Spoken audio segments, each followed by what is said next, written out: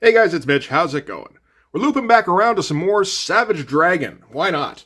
In 1993, he's maybe the only guy at Image Comics who actually gives a shit about his comic. So, might as well talk about it a little bit. So, just before we get into it, if you enjoy the channel, if you feel like you might want to help out a little bit, what you can do is, in the description, there's a link to my Patreon. And if you subscribe there, that'll give you access to everything I do, from the Blood Force stuff to the YouTube videos before they get uploaded to YouTube, as well as some Patreon exclusive content. So, Savage Dragon number 5, October 1993. Like I said, we might as well talk about it. I'm not going to do much more Savage Dragon. I'm basically going to do up until issue 7, which is the big confrontation. And then after that, I think I'm kind of done. To be honest, this issue just kind of confirms for me, I hate Erik Larsen's dialogue. The artwork, it's not up to snuff, but I understand why it's like it is. It's not the best he can do. He's having to make some adjustments to keep a monthly schedule. That's fine. You can lament that, it used to look cooler, but Erik Larsen is balancing priorities. And this is what he thinks is the most important, that the book come out as close to monthly as it can. So the artwork is going to be more rushed and just, not up to the same standard that it used to be. What can you do? I'll tell you one thing you can do, without sacrificing anything to do with the comic, you can hire somebody to write scripts for you. One thing I like about Erik Larsen's comics is that I think he's got great ideas. And, like his plots are pretty good. But man, the way his characters talk, I cannot stand it. Anyway, we'll get into it and I'll show you what I mean. So let's start with the cover here. I don't even know. Why would you do that? This is a classic case of, I don't know what to put on the cover for this month's issue. I don't have time to work out a cool-looking composition. I can't even come up with a cool-looking image of my main character. Fuck it, I'll just, the book opens with the fight between these two guys. By the way, like, the first 2 pages is all we're going to see of this guy. And then, so I'll just do that on the cover too. Why not? Alright, so, Savage Dragon number 5. Of course, story, pencils, inks by Erik Larsen, letters by Chris Eliopoulos, etc. Color by Ollie Optics. It's funny, Ollie Optics gets talked about mostly in common with Spawn, I think. I think their work with Savage Dragon is at least as good. I maintain, if there's a particular look I'd like to steal in terms of color for Blood Force, it's the Savage Dragon miniseries coloring. I think that was kind of perfect, where it's mostly flat colors with some light highlighting, This is like, it's a couple of steps beyond that. It's still pretty great. So we're going to start off with, that fight from the cover, where some guy has hooked up with the Annihilators. Okay, here we find out that guy's name is Doubleheader, but he's already unconscious, so I guess it doesn't really matter.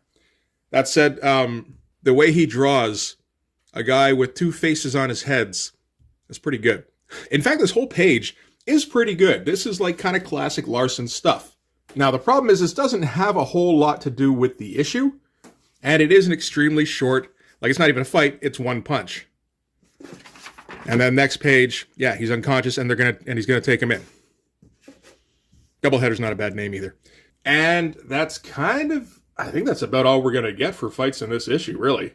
Other than a bit of training, which, doesn't count. So, okay, this is Doubleheader. He's joined up with some group called the Annihilators, as we said.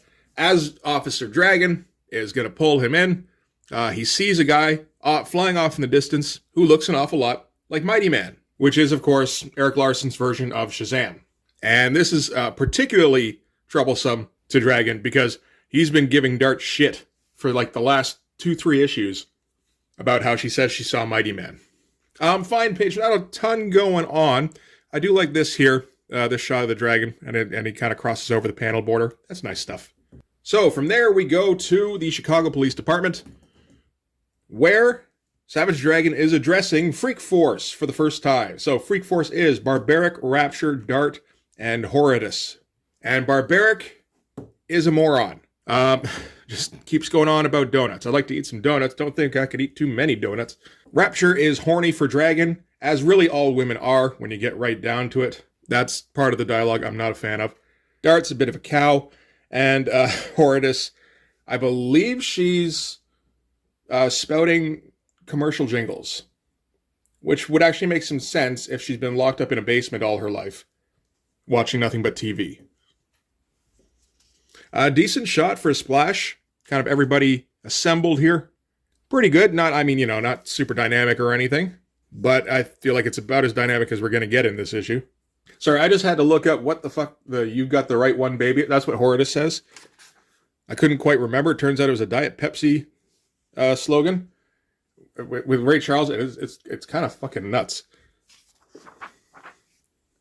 Does seem vaguely familiar, but still, just like, man, commercials sometimes. You couldn't pull that shit today. All right, so the captain here is going to wrap up this little meeting. So he's all super excited about this, about Freak Force, and about, because he's been pushing for this for a while. Ricochet seems to have calmed down after her tantrum when they first asked whether or not she'd be old enough to be on the team. So now she's going to be more of a mascot, really. And then, once she's old enough, then she can join full time. And Dragon spots Frank walking by. Frank is, he's not looking too good these days. Dragon tries to, kind of pull it out of him, like, hey, come on, man, I'm worried about you, all that shit, but, Frank's not coughing up just yet. So, cut back to Dart here, talking with the captain, and apparently the captain's told her that she's not allowed to use her darts anymore. Because in the last issue, when they fought the Zit, remember, she, peppered him with darts, and she popped him. Apparently, he's suing for excessive force. Which, I'm pretty sure there's got to be some sort of waiver when it comes to supervillains for that kind of thing. Obviously, if you maim or kill a guy, but if a supervillain comes out of it and he's still got all his limbs and he can, walk and stuff, I think that, you use the right amount of force. And Dragon goes to the captain, okay, so if she can't use her darts, why'd you even want her on the team? She's useless without them. And Dart replies, well, I wouldn't go that far. I'm still, a hell of a hand-to-hand combatant, and I'm super flippy and shit. And Captain's like, yeah, that's kind of what we like, and that's what we want on the team. And yeah, nice little smug smirk from Dragon here out of that. And from that, we jump again to another little subplot. This is one thing about Dragon. It is kind of impressive just how many little bits of subplots he works into every issue. There does seem to be an awful lot going on in the Savage Dragon world. So this is Debbie Harris's. Is that her name? Yeah. Debbie Harris's mother, who apparently has just gone through interrogation with the police. Turns out that the night before, Debbie Harris, of course, was briefly, for a night, Savage Dragon's girlfriend. And you know what? This actually confirms something that I kind of wondered about. Because, immediately, all we see is she spends the night at Savage Dragon's house. The next thing we saw was in image number 0, where she's all over him and she's acting like, they're 6 months into a relationship. And then she gets shot. He confirms here she spent the night and the next morning she was shot and killed in my apartment. So yeah, that girl was fucking goofy. But again, that's that Eric Larson dialogue. That was him trying to beat you over the head with the idea that, yeah, no, they're a couple now. So that the dragon could lose something. Anyway, so this is her mother, and it turns out that the night that Debbie was killed, in the morning, whatever, night before, she spoke to Debbie's killer on the phone for about a half an hour. And that killer was Debbie's ex-boyfriend. So she's been asked about what was the nature of that phone call. So it seems pretty obvious. While she may not have directly said, yeah, no, go shoot my daughter in the head, that she, did have a part in it. So yeah, Dragon has to explain all that to Rapture here. Oh, and just wrapping up, what happened to the Dimple fellow? His name was Arnold Dimple. After killing Debbie, he blew his own brains out. Kind of a harsh way to say it. And then we cut immediately to Overlord of the Vicious Circle. There's a lot of weird transitions in this book, which makes me think that he draws 2 or 3 pages at a time and then, does the shuffly thing to make sure that, they're kind of in a proper order. There's no necessarily real kind of actual transition going on. So Overlord is receiving a report from some unnamed Vicious Circle member. We never do get a name for this guy, I think.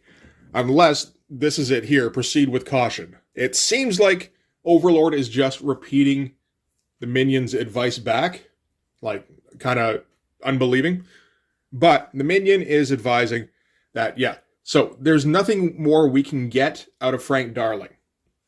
Because Dragon doesn't trust him because he's been sent to all sorts of like red herring locations and away from Vicious Circle locations. And he doesn't have anything to do with this Freak Force thing. That's all Captain Stewart. Frank is actually getting less and less power in the precinct every day, and that they should probably just cut their ties with him. And Overlord replies by disintegrating him, which is a very supervillain kind of response to that thing. I thought that was good advice, really, and I think he's actually going to follow his advice later in the book, or at least act on it. So yeah, he's just one of those, supervillain bosses who has to disintegrate one of his own followers when he's pissed off. Like, how do these people ever get followers in the first place? And then orders Skullface to sweep up. And I don't think I've talked about the artwork for like 4 pages now. There's nothing really to talk about. This is like a sketchbook sketch of this character. And all of this is just kind of in service of the story, which is fine. It's not the most exciting thing to read. This must be exciting, right? Shit's happening. Nope, it's training.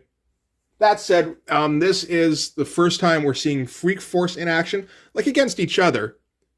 But, it is the first time we're seeing... this is allowable, I'd say, this one time. Any more than this, you've abused your training privileges. No more training for you, ever. So, Rapture is going up against Barbaric. Dart is going up against Horridus, and without using her darts, too. So, yeah. Nice shot of Rapture shocking Barbaric here. That's good stuff. Erik Larsen still draws great action.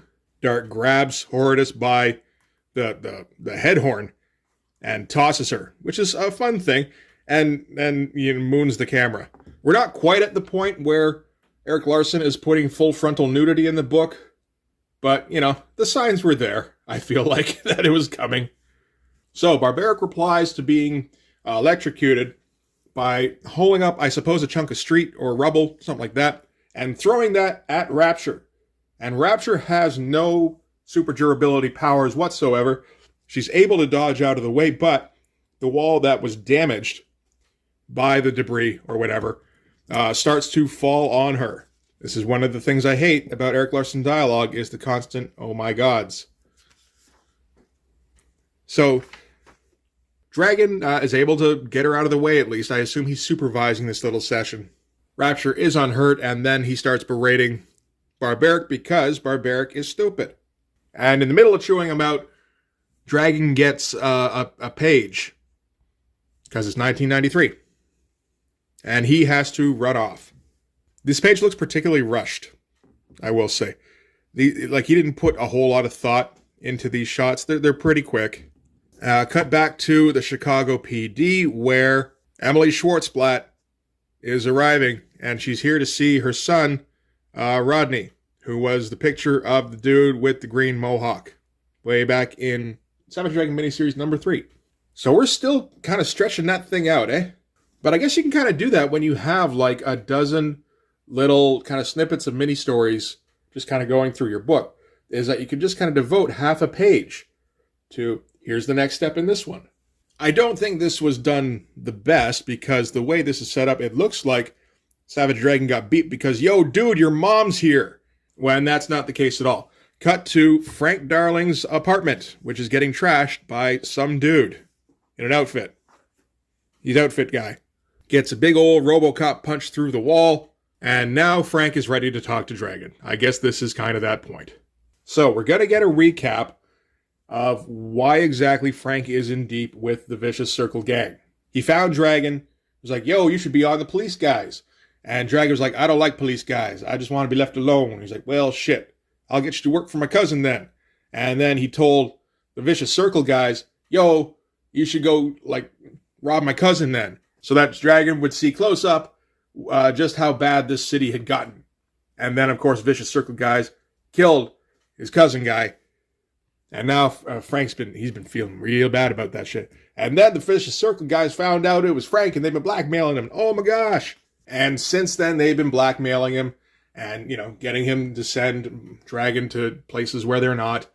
And their threats have been escalating. Last issue, they broke his wife's leg. Now, of course, it looks like they're ready to just out and out kill him.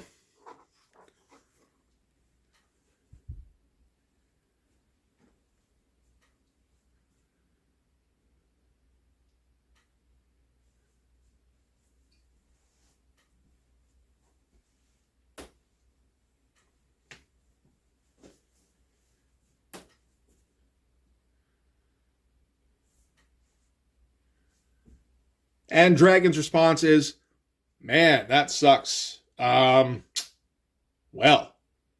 guess you should leave town. Because your career's over. You saw to that. So just like go away before you get killed. That's all you got left. I mean, unless you want to die. That's about it.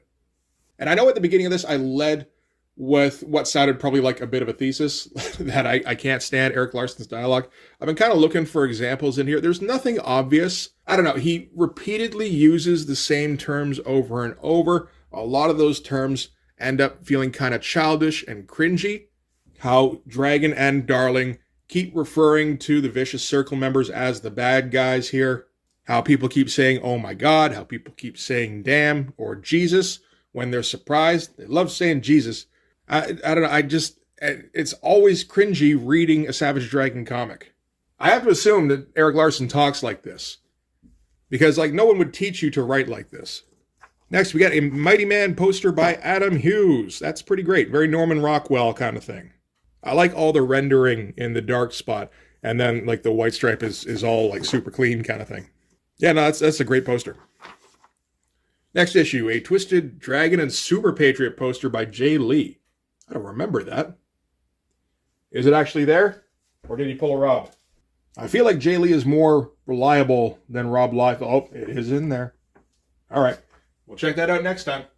I do remember that one now that okay. Now Frank is just kind of beating himself up. Dragon's like, yeah, that sucks. It sucks a lot. We'll figure something out. Right? Sure. Yeah, no, we're still super best friends. Absolutely. Not a great close-up shot of Frank here. The flip side of that is that it is tough to proportion everything at that size. You think about on a piece of comic book board, this head is probably from here down to here. That's a lot of real estate.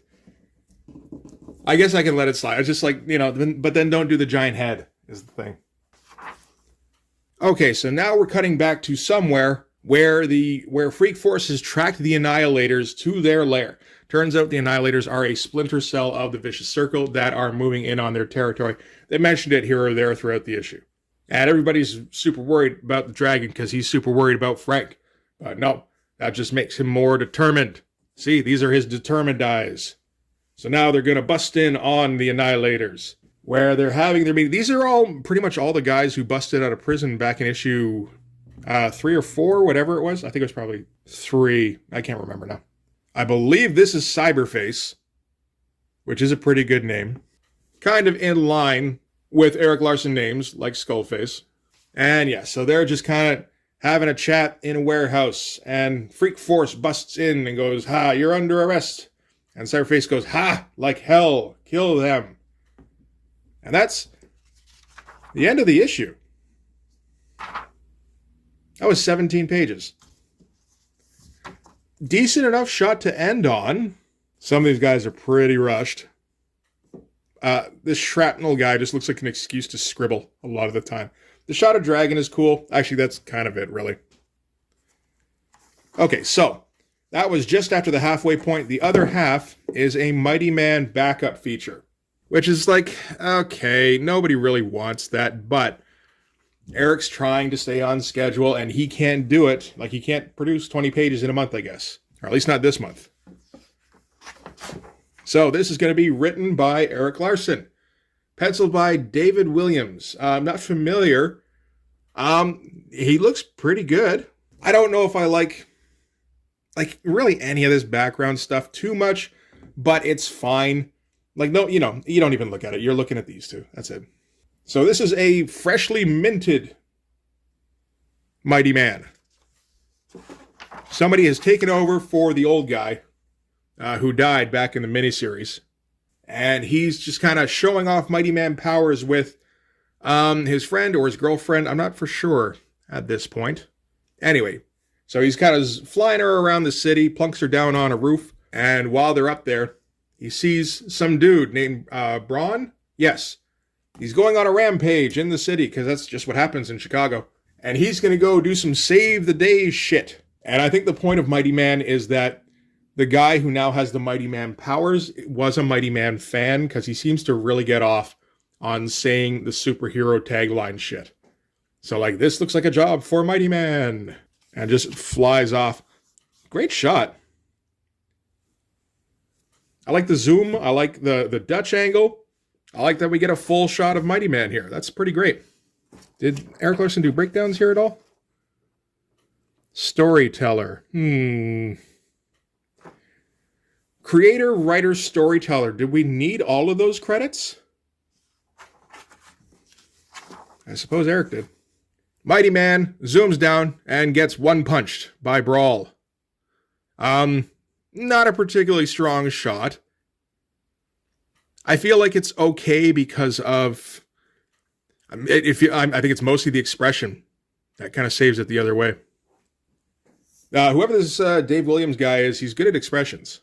So yeah, he goes zooming out, and his buddy here, or girlfriend maybe, is like, oh shit, he's dead. Oh my god, this is so sad. What were you thinking? Am I locked on this roof?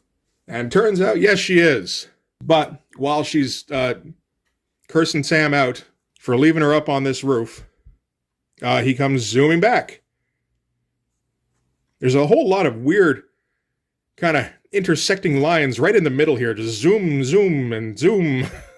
I like this panel here with the close-up on Mighty Man, not really even looking at the roommate. And I even like this little inset panel, just like showing, hey, you know.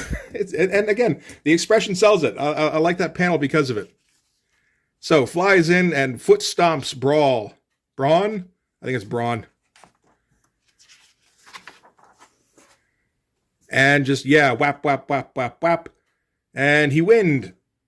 Again, these shots aren't particularly strong. I don't know if that's intentional. It feels like it might be. Like, it does feel like a fight where he's just like, he's too fast for the Braun guy and just bap, bap, bap, and kind of like circles around him and doesn't have overpowering power. But it's like, shouldn't he have overpowering power? But I guess this isn't that kind of comic. And yeah, stands over him in victory while the crowd cheers like the Cape. With the wind blowing up, that's some good shit. Flies up to his roommate. That's pretty awkward. Maybe a little posed. It seems like this Dave Williams guy is trying very hard for naturalism in a lot of cases, except for this Braun guy. So he's super stoked that he won his first fight. His roommate is upset because she thought he was dead. And she was going to be locked on a roof. And then she was going to be dead. And he's like, oh, man, superheroes don't die. Except the old Mighty Man. He died. And Superman died. But that's it. And other superheroes don't die aside from that. So I win the argument, right? And she's like, psh, I guess you're pretty now. And he's like, yay. And they fly away. And that's it for Savage Dragon number 5. Freak Force number 1 is coming out soon. I didn't realize Freak Force was written by Keith Giffen and was kind of written with like a Justice League setup in mind where he like kind of exaggerates character traits and everything. That actually might be fun to check out. I'm just not a fan of Victor Bridges' art style. It might be enough to counterbalance though. But anyway, yeah, that's it for this issue. It's kind of like all of them now, where like all of these issues there's a lot going on, so I guess you can't really miss one, but none of them are, like, you wouldn't reread any of these. It's like you need to read this so that the confrontation in issue 7 makes sense. And then it's like, well, okay, but like maybe if like if you got a group of friends, one of you each buys an issue and then you kind of communally share it so that you don't waste your fucking money. That seems like the way to go on these. And then you can each buy issue 7, because that's the big one. I am looking forward to that one a bit. It's like all splash pages. It's going to be a good time. But anyway, that's going to do it for this one. Thanks very much for watching. If you like this video, please hit like, hit subscribe, hit the notifications so you know when the next one's coming out. Go over and subscribe on my Patreon. That'll give you access to everything I do, from the Blood Force stuff, the pages, and the finished comics, to the YouTube videos before they get uploaded to YouTube, as well as some Patreon exclusive content. You can also follow me on Instagram and DM me there for commissions. I gotta say, I never feel particularly good at the end of one of these Dragon videos, just because I always want to give Erik Larsen the benefit of the doubt. I just don't really end up liking his comics too much. But I do appreciate his love for what he's doing, at least. That's something. Anyway, that's going to do it. Thanks again for watching. I'll see you guys in the next one. Bye-bye.